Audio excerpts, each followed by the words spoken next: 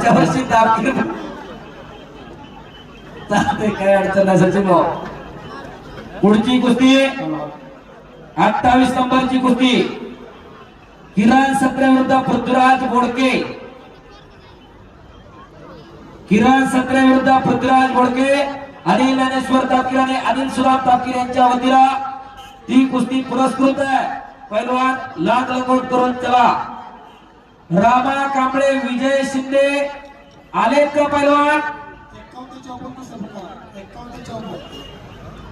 कुस्ती नंबर 50 पर्यंत पुकारलेल्या सगळ्या कुस्त्या.